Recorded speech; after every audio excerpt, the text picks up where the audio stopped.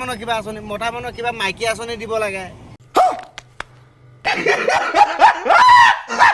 নমস্কাৰ। ঋষিৰাজ ৰঙানদী জিকাৰ পাছত এতিয়া শপত গ্ৰহণ ল'ব। ৰখাৰ পাছত মই এটা কথা ক'বলৈ বিচাৰিছোঁ যে মাইকী মানুহ আঁচনি হৈ গ'ল। অৰুণোদয় শুনিব দেই, কথাটো আকৌ ইম্পৰ্টেণ্ট। অৰুণোদয় আকৌ কি মৃত্যুবাদে কি পিটি পিটি কৰি থাকে নে এইবিলাক 10,000 টকা দিলে দেই, কথাটো আকৌ ইম্পৰ্টেণ্ট। মতা মানুহে কৰিলে কি? মতা মানুহৰ একো যে আঁচনি নাই, হা?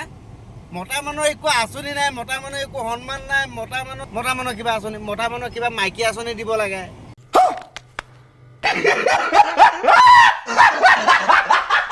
ন মতাবিলাকক কেনেকৈ আঁচনি দিব লাগে, আপোনালোকে 3-4জনী লাইন মাৰিব পাৰিব। কিবা এটা আঁচনি দিয়ক, কমচে কম এইটো দিয়ক, এনজয় কৰিব দিয়ক, ফ্ৰী মাইণ্ডত অলপ ঘূৰিব দিয়ক।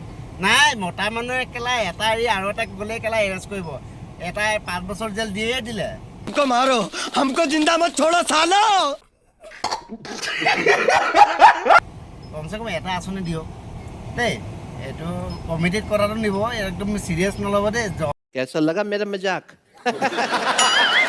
পৰাই মতা মানুহখিনি কেলা কথা শুনি খুব ভাল পালে আকৌ এইটো বুজিছে। মই কথাবিলাক ক'লোঁ যে জৰা মতা মানুহবিলাক খুব ভাল পালে, ক'লে কথাটো ঠিক কৈছে। মনে মনে সেইটোৱে ক'ব, কোনি প্ৰকাশ নকৰে যে মই কথাটো মানে সেই তেখেতে কয় যে ভাল ক'ব বুলি নকয়। কোনি মনে মনে ক'ব বহুত ভাল কথা কৈছে আকৌ দেই। এইটো কমিটিত নিব আকৌ, চিৰিয়াছ নল'ব দেই।